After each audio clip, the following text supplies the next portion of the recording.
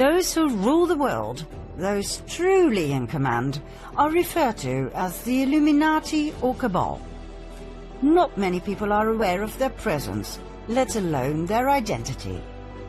We have grown to believe that our countries are ruled by presidents, by kings and queens and governments. But the truth is, these are mere puppets on a string. Who pull the strings? This small yet mysterious and elusive group that forms shadow governments and who play the world and all of humanity like gods playing chess. Is the Cabal for real? Or is it just a myth, blown out of proportion by conspiracy theorists looking for a common enemy? The Cabal is very real. The evidence can be found throughout history, abundantly. This story covers thousands of years. It is crucial information to understand the modern-day Cabal and the evil we are dealing with. Not only that, it is the only way I can possibly reveal to you the best kept and most shocking secret in the history of mankind. Let's go all the way back in history to the most ancient civilization on Earth, Sumer. Ancient Sumer, 7 millennia ago. What we know stems back from the early writings on clay tablets, written down in cuneiform script. The Sumerian civilization was a highly developed and advanced society with grand cities, temples, and pyramids. Archaeological findings tell us the cities had amazing mosaics, elaborate streets, housing blocks, indoor plumbing, toilets with water flushing systems, and much more. The Temple of Inanna at the ancient city of Uruk still baffles us today with its splendor, its vibrant colors and depictions of strange animal creatures. Inanna was the ancient Sumerian goddess associated with love, beauty, sex, war, and political power. She was later worshipped by the Akkadians, Babylonians, and Assyrians under the name of Ishtar or Asherah. Many researchers now believe she was Isis of the Egyptians, Diana of the Greeks, and Venus of the Romans. She was the consort of Baal, the deity who demanded child sacrifice. We shall later see whether this is true or not. The ancient culture of Sumer and its polytheistic religion expanded towards the northwest into Babylonia, then even further west. It went to what we now know as Canaan and Phoenicia. More about this group later. There was a second group. They went further north, all the way to the region we now call Ukraine and southern Russia, between the Black Sea and the Caspian Sea. There they took on the name Khazars and called their new homeland the Kingdom of Khazaria, after their ancestors. Joseph Chagan, king of the Khazars, explained in a letter to the foreign secretary of the Caliph of Cordoba, Hasdai ibn Chaprut, that his people were direct descendants from Japheth, son of Noah. Khazaria was right at the center of the northwestern Silk Road. Merchants who traveled through Khazaria had to pay toll, a lucrative way to swell the coffers of the kingdom. The Khazars were different than the peoples from the surrounding countries. They were described as thieves and spies. They were said to be lawless people who lived a life of sin, of sexual extremities, and of cruelty. They would murder travelers from other countries and adopt their identity. They were masters of deceit.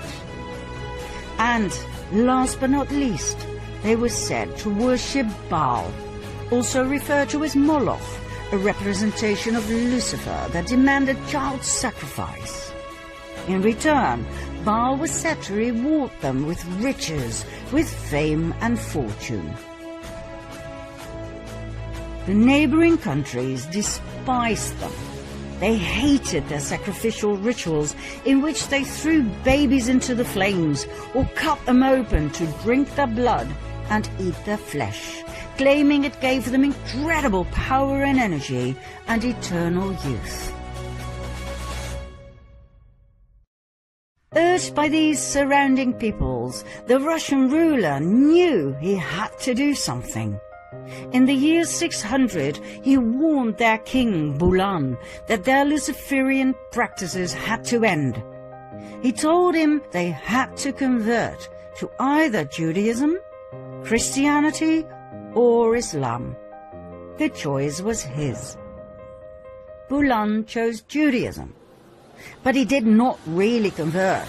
He merely took elements from Judaism and forged them into his own Luciferian belief. King Bulan and his people lived on and prospered. Nothing much had changed, except for the fact that for outsiders they now called themselves Judeans, which they were not. Mind you, the name Jew wasn't invented until the 18th century. 4 centuries went by. In 965 AD, the Russian ruler, Grand Prince of Kiev, Sviatoslav I, felt they had gone too far with their continued devil-worshipping and child sacrifice. He decided to wipe them out. But the Khazars had their spies everywhere, and the Russian cunning plan was brought to the ears of the Khazarian king, who, just in time, fled the country with his 25 wives and 60 concubines, all of the nobility, plus an enormous amount of gold and silver. The entire exodus of royalty and nobility went via Hungary to Poland, then from Germany southward to France and Spain. Everywhere they went, some were left behind. In order to reveal their true identity, they called themselves Ashkenazi Judeans, knowing very well that their new home countries would not exactly be eagerly awaiting Luciferian Khazars. Ashkenaz, by the way, was the name of a region they inhabited during their migration from Sumer to Babylonia to the Caucasus. Like all regions at that time, this one too was called after the descendants of Noah, Ashkenaz being a grandson of Japheth and great-grandson of Noah. Now don't worry, you don't have to remember any of this. We just need to tell you from a historical point of view. It does explain a lot though, as Japheth, son of Noah, had 2 grandsons, Ashkenaz and Togarma, who became arch-enemies according to rabbinic literature. Now the people we are dealing with here descended from Togarma, yet they adopted the name of their arch-enemy, Ashkenaz. Why? We will soon find out. Just remember this, it was all by design. The Ashkenazim settled in their new homelands and swore to rebuild their empire. In no time, they built up an empire of wealth and influence. After all, they were the royalty and nobility of the ancient bloodlines of Sumer and Babylonia. They had the startup capital, so to speak. They swore to take revenge on Russia, the country they had been expelled from. Their revenge also stretched out to the Jews, as in the original people from Judea. Why? Because back in the time of Princess Jezebel, during a situation in which 2 deities were challenged, they chose Yahweh over Baal. That was their death sentence, as the Khazari and Ashkenazim would never forget nor forgive. Within a few years after they had settled in Europe, they formed an absolute master plan. A plan so big, so intelligent, and so evil, it would change the fate of the world forever. One of the Khazarian families that had joined the exodus from Khazaria was the Rothschild family. That's right, the Rothschilds I talked about in part 2 of my previous series. They settled in Frankfurt, Germany, where they became wealthy and powerful through trade and banking. They called southern Germany Ashkenaz, as a tribute to their ancestry. They offered notes to travelers who left behind their gold and silver, safely stored in the vaults of the Rothschilds, banknotes against deposits. This way they collected an unprecedented amount of riches that, combined with the interest they received, were further used to extend their wealth and thus their power. Meyer Amschel Rothschild had 5 sons who became powerful bankers in 5 large cities: Frankfurt, London, Paris, Vienna, and Naples. In no time, they gained financial power over all of Europe. They became the personal bankers of kings and queens. They even became the treasurers of the Vatican.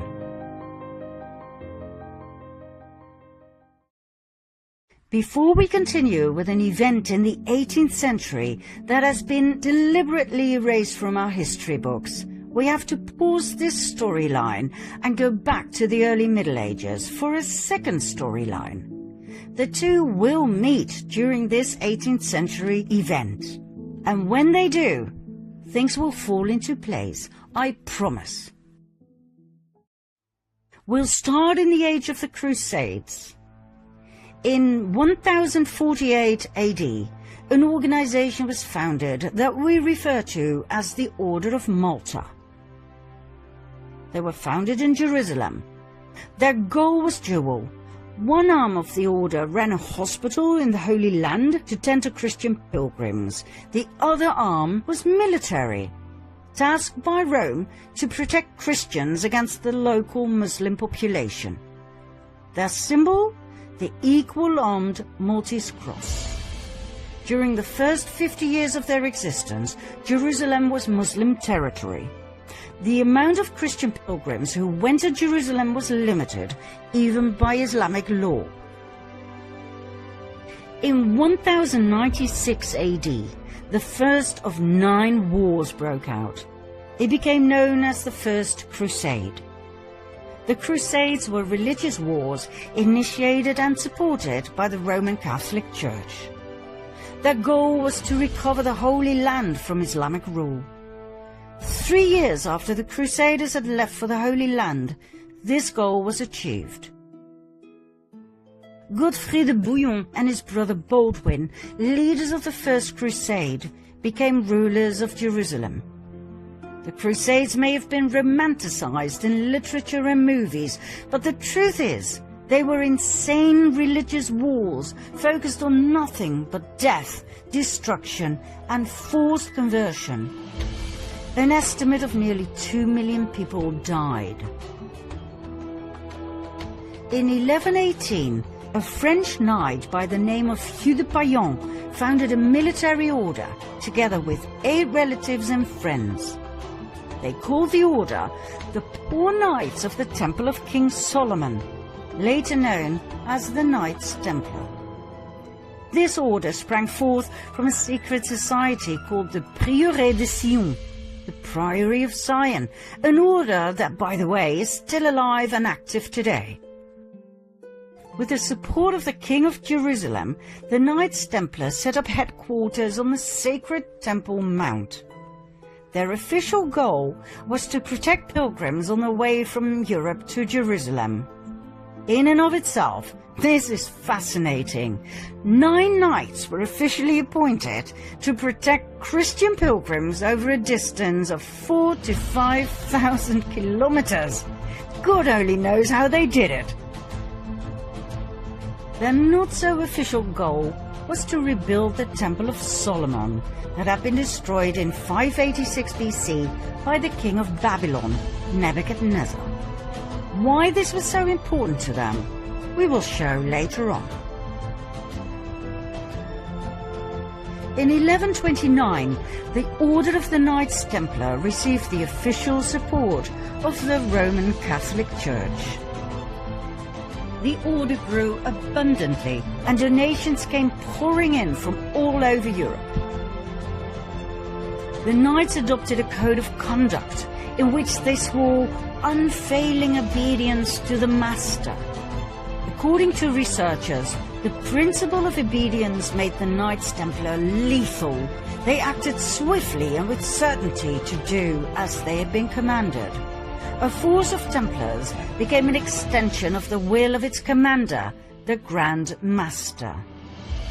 At the height of their power, the Order of the Knights Templar comprised of almost 20,000 members.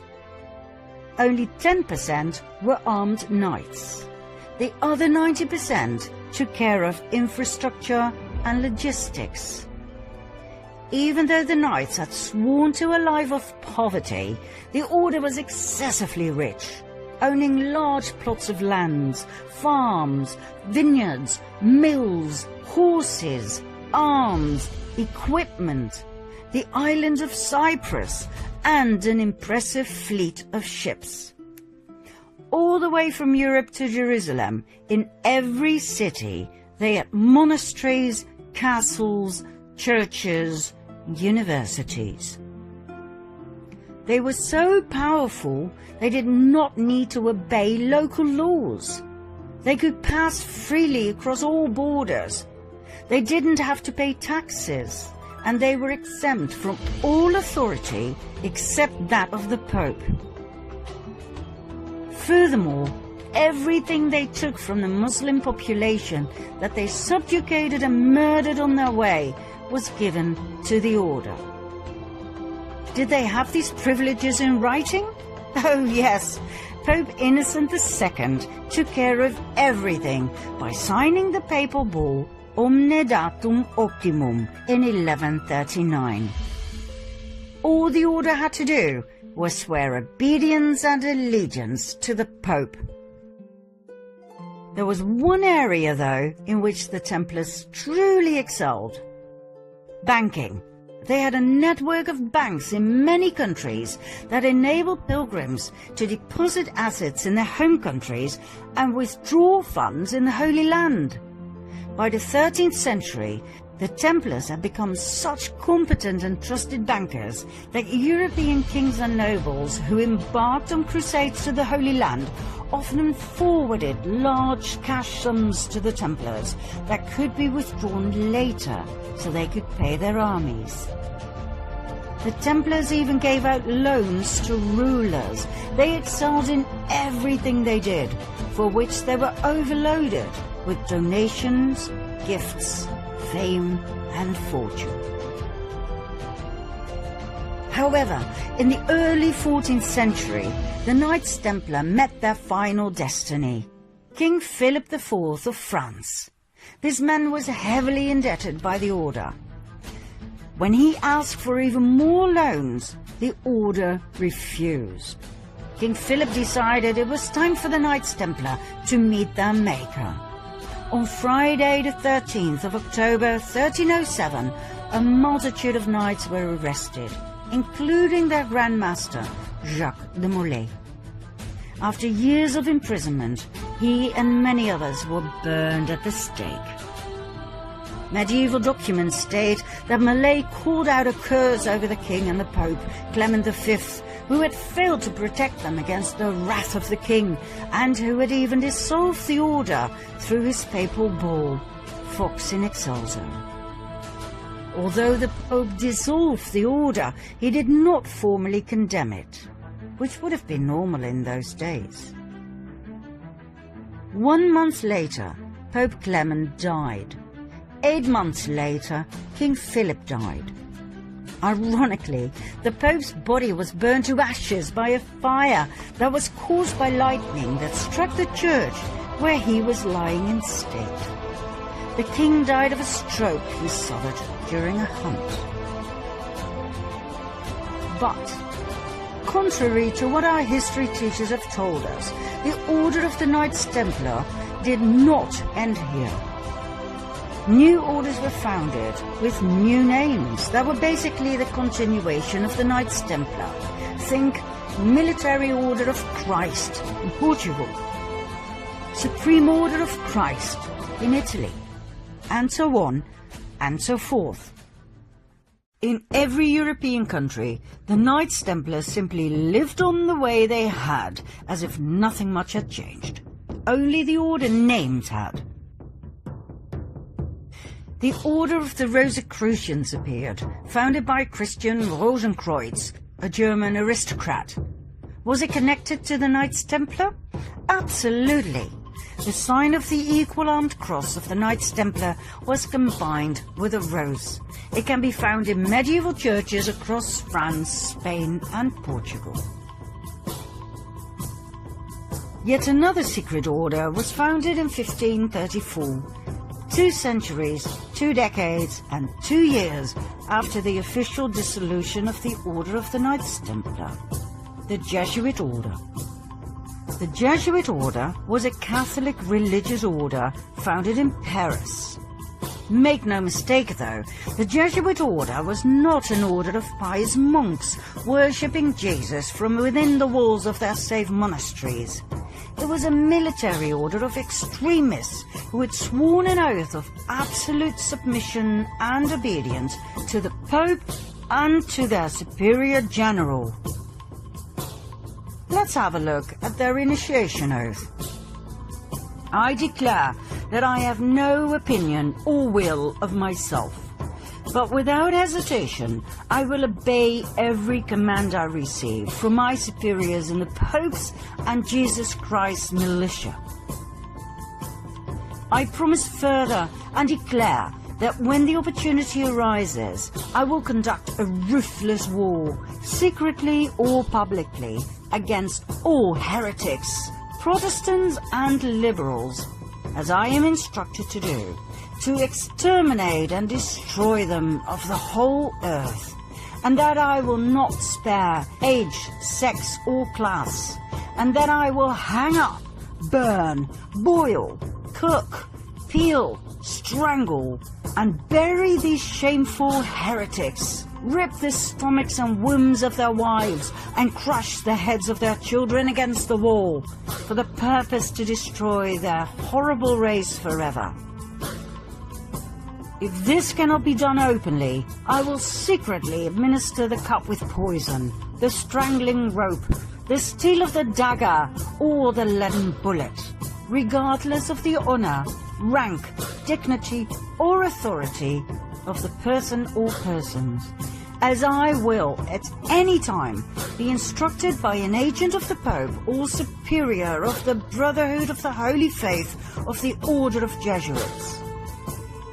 In confirmation of which I hereby dedicate my life, my soul, and all of my corporal powers, and with this dagger which I now receive, I will subscribe my name written in my own blood, in testimony thereof.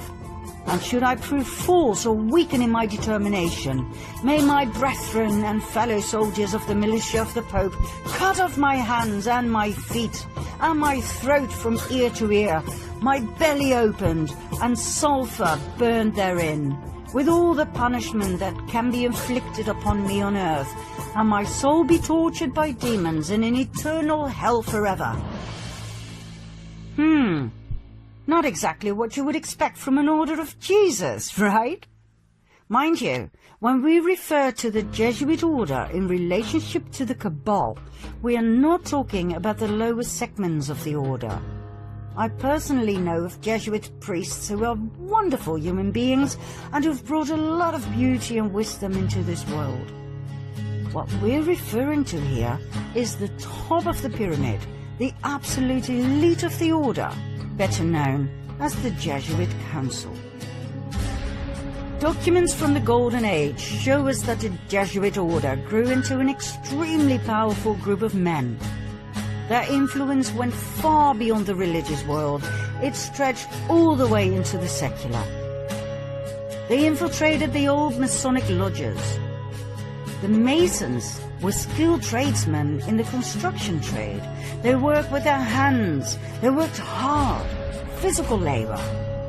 The infiltrated Jesuits were allowed to join because of their contributions in the area of architecture, science and arts. They were called the Free and Accepted Masons, hence the name Freemasons. The Freemasons were wealthy men with a special knowledge of architecture. It is known that they were especially interested in the Temple of Solomon, just like the Knights Templar. Furthermore, they were focused on the preservation of esoteric knowledge, for instance about the Kabbalah. The fascination with the Temple of Solomon is not the only link between the Freemasons and the Knights Templar. Even today, the York Rite administers 3 orders of Masonry, one of which is the Knights Templar. The Knights Templar of the York Rite is a military branch of the Freemasons, just like the medieval order of the Knights Templar. They both have the symbol of the equal-armed Red Cross. So, in short, the Freemasons were a highly secretive group of powerful Jesuits who had infiltrated the countless Masonic lodges across the world. They founded their own umbrella lodge in 1717, the Premier Grand Lodge of England, and that would turn out to be their salvation. What happened? The Jesuits had become way too powerful to the liking of 80 heads of states worldwide who obviously felt threatened by the powerful order. They banned the order and put pressure on the Pope, Clement XIV, to do the same. In 1773, the Pope succumbed to their demand. He promulgated the Dominus ac Redemptor, the Bull of Extinction, that put an end to the Jesuit order. It seems indeed history repeated itself. But guess what? It didn't end there. Just like the Knights Templar before them, they continued using another name. In this case, the Freemasons. 1 year after his betrayal of the Jesuits, Pope Clement was murdered by poisoning. Just like the Luciferian Hussars, the Jesuits too, and their predecessors, like the Knights Templar, had a taste for revenge. Okay, let's see where and when our 2 storylines meet, shall we? It was in 1748 in southern Germany, Bavaria, in a small town called Ingolstadt. A boy was born. His name was Johann Adam Weishaupt. At the age of 5, his father died. The Jesuits took him under their wings and groomed Adam, who turned out to be a highly intelligent and strong-minded individual, to become a professor in canon law at the Jesuit University of Ingolstadt. He rewrote ancient historical documents in which the ideology of Lucifer would eventually lead to the complete control of the world.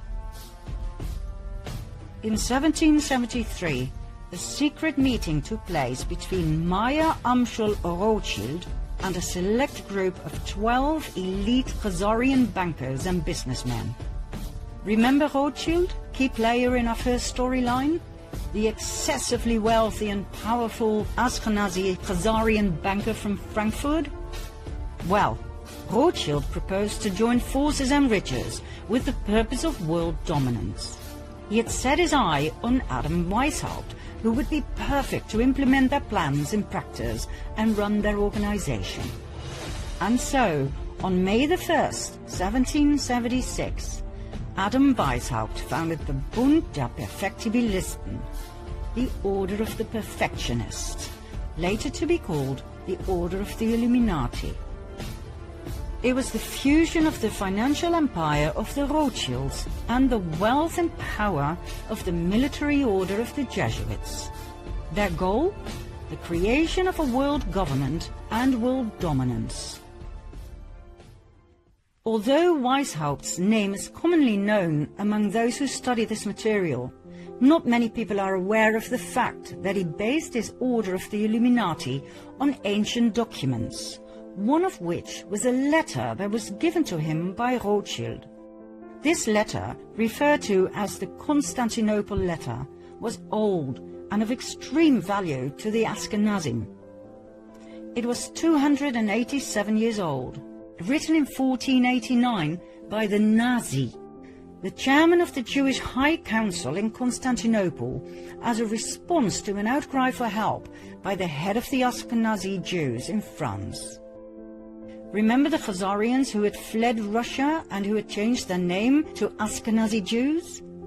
They now felt threatened by the other ethnic groups in France. The king had even told them they had to convert to Christianity.